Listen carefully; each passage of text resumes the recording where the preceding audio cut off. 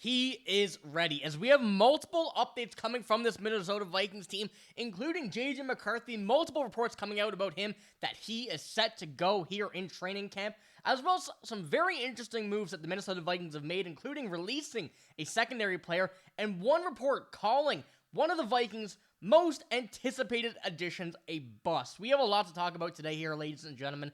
Very quickly, before we do jump into this, so be sure to hit the sub button if you haven't already. As the season is coming closer and closer, we have a lot more news coming down to the wire, and we know just over 75% of you guys watching right now are not subscribed to the channel. So if you're looking for a spot, as I mentioned, for all of your Vikings news, you're in the right spot. Hit the sub button. Join us here on the channel. We're covering everything Minnesota Vikings, but we need to get into a little bit of the JJ McCarthy stuff that Griffin touched on yesterday, and we're going to kind of go back into this and take a little deeper look here in this video. Jeremy Fowler, as we know, came out and said these in an ESPN article. I thought it was supposed to be confidential. We're not supposed to share this with the public.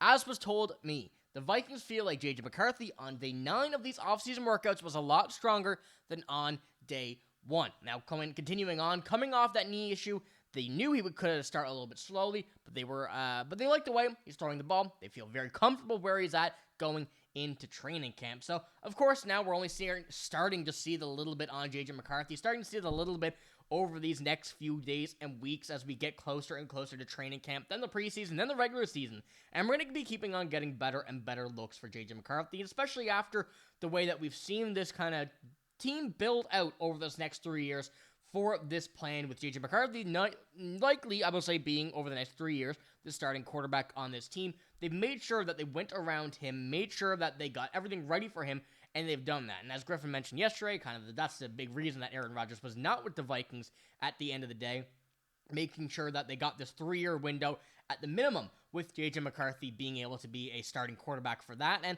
with things not working out, if they do not end up doing it, there's still lots of time to be able to recoup and get back to it with JJ McCarthy instead of changing course like many other NFL teams did. So, of course, JJ McCarthy is a very good quarterback that we're expecting to see a lot out of. And we want to jump on, though, because we, as I mentioned, Griffin spoke about this yesterday. We have a lot more stuff to touch on today here, including a very interesting look in the secondary. Safety Bubba Bolden is now a free agent after his release from the Minnesota Vikings. Bolden was suspended 3 games during the 2024 season by the NFL for a reason that never seems to have been reported. And back in college at USC, Bolden faced a 28-month suspension for his role in an off-campus incident. Now, Bubba Bolden certainly didn't have the, I would say, ideal course in his career path with multiple suspensions, not getting into a game at all.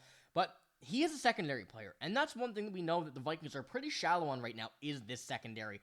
And, I kind of want to pull up the depth chart as well, just kind of look at it. When we're looking at the secondary here, they are still very, very, very, kind of shallow, I would say. I don't want to say they won't be able to continue and run here in this, but when the season comes, we know we're going to see injuries, and hopefully we don't, of course, but when we do, it's bound to happen. We don't exactly have the depth that can continue as starters here for this team. I think one thing to really kind of not just confirm this, but also kind of dive deeper into it, when you're looking at the depth chart right now, this is courtesy of ESPN, they have Harrison Smith as a free safety, Josh Metellus is your starting strong safety, Jay Ward's the backup, and Theo Jackson, who of course will be likely the starting free safety here.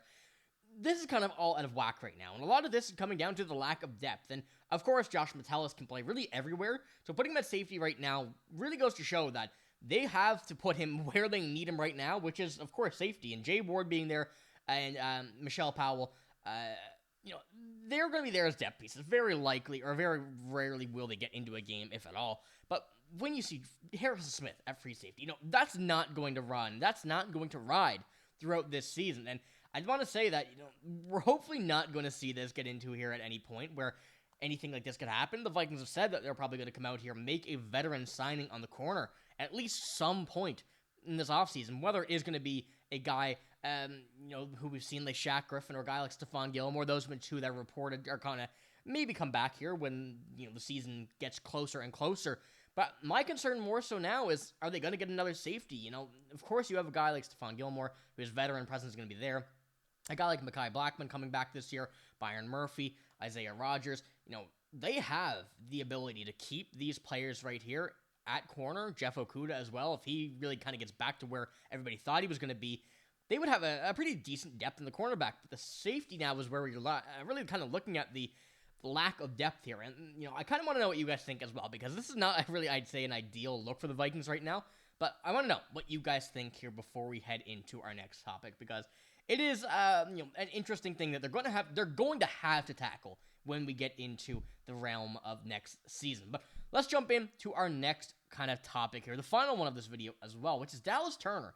He's being listed as a bust by some reports. And if Turner, the player the Vikings paid a hefty price for to land at 17th overall pick in 2024, fades to the background once again in a Brian Flores defense, Bleacher Report Matt Holder is ready to slap the bust label on the former Alabama Crimson Tide star. Now, Dallas Turner, of course, I'll pull the depth chart up once again.